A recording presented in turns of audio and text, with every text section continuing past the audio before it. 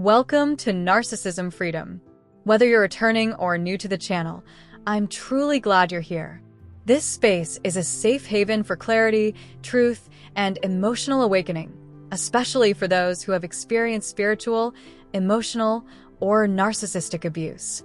You deserve real love, true, soul-level connection that honors who you are, not just a life that looks stable on the outside but leaves your spirit craving more.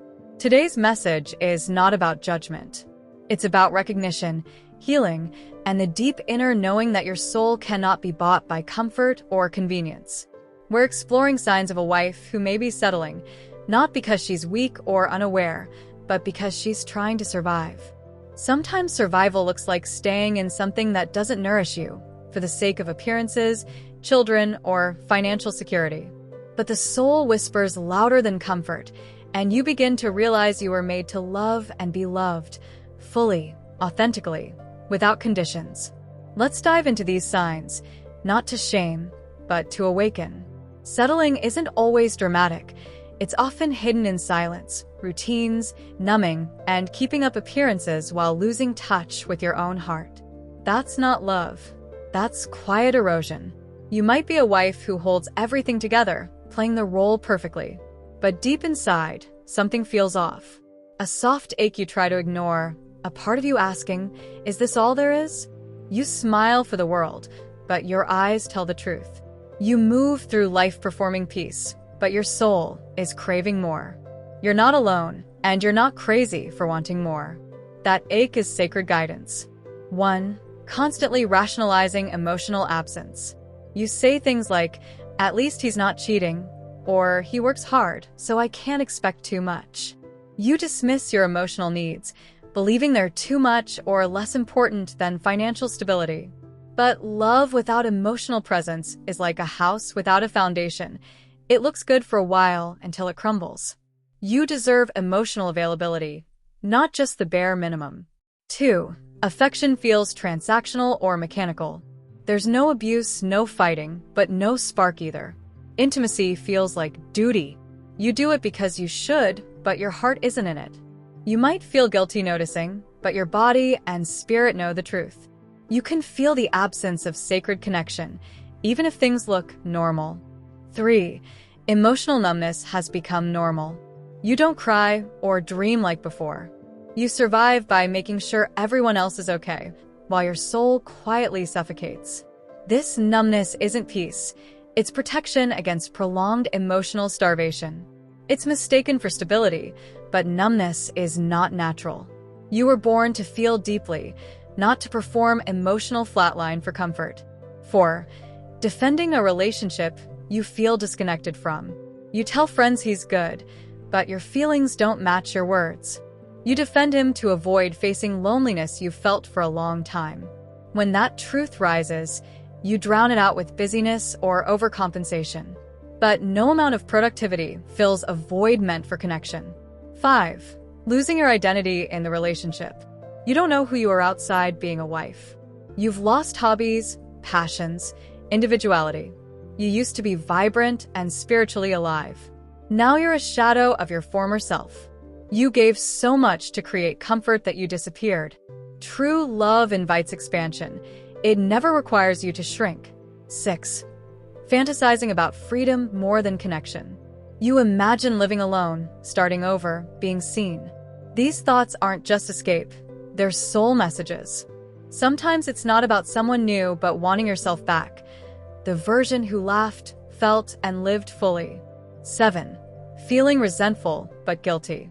You resent emotional imbalance, the labor, the lack of intimacy, but push it down because he doesn't hurt you physically and provides financially. So, what right do you have to feel unhappy? This guilt traps many women in silent prisons. But resentment teaches you where your boundaries are crossed and your needs unmet. Don't ignore it. 8. Spiritual life feels dry or disconnected. True love aligns with your spirit and activates your higher self. When the relationship isn't aligned with your soul, spiritual practices feel hollow. You pray, but feel no connection. Journal, but feel no clarity. You're forcing growth where your soul isn't safe, draining your energy. 9. Relationship feels like a contract, not connection. Everything is duty, roles, obligations. You stay for shared responsibilities, but emotional and spiritual bonds are gone. You live parallel lives under one roof. It's not toxic, but it's not alive. The heartbreak is grieving a relationship that never broke, but never nourished either. 10. Downplaying or abandoning your dreams. You once had dreams to start something, move, create, heal. Now those dreams seem inconvenient. You convince yourself wanting more is unrealistic and comfort is enough. But your dreams were divine. Love fuels your dreams. It never asks you to bury them. This isn't about blame. It's awakening. It's naming the quiet pain many women carry, living a life that looks good but feels empty. Being loved and being comfortable aren't the same. You can be chosen but not cherished, provided for but invisible. If this resonates, you're not alone, and wanting more is not wrong. You don't have to leave overnight or burn your life down. You have to come home to yourself, ask hard questions, and honor your intuition. Your soul wasn't made to perform, but to connect and feel fully alive. The longer you suppress it, the louder your body, mind, and spirit protest. True love awakens, challenges, and invites growth. It doesn't demand silence or self-abandonment. It speaks to your soul in ways you can feel deeply. Even if you haven't experienced that yet, it doesn't mean you never will. It means it's time to be honest where you are now. This isn't about demonizing your partner or marriage. It's about reclaiming your right to real love. Staying for comfort while sacrificing your soul isn't loyalty. It's suppression. The longer you suppress your truth, the more distant you become from your spirit. You forget joy, intimacy, and spiritual alignment. That forgetting is the tragedy. But there is hope. One act of honesty changes everything. One moment of clarity begins reconnection. If you admit you've been settling, that's courage and freedom taking root. You're allowed to want more, to feel dissatisfied, to explore your needs, to honor your truth, to outgrow relationships that no longer reflect your soul. You are allowed to evolve. Sometimes evolution doesn't need a dramatic exit. It starts with returning to yourself, doing what makes you feel alive, speaking your truth, reconnecting with God, healing. From that healed space, clarity comes, leading to restoration or release, but always to truth. And truth sets you free. Thank you for joining me on Narcissism Freedom. If this message stirred you, sit with it, journal, pray, and let it unfold in your spirit. If you feel led to support this channel's growth and awareness, your donations are deeply appreciated. Details are below in the description. Remember, you are not made to merely exist. You are made to thrive, to love, and to be deeply loved in return. You don't have to settle. You can choose truth. You can choose healing. You can choose freedom. Until next time, take care of your heart.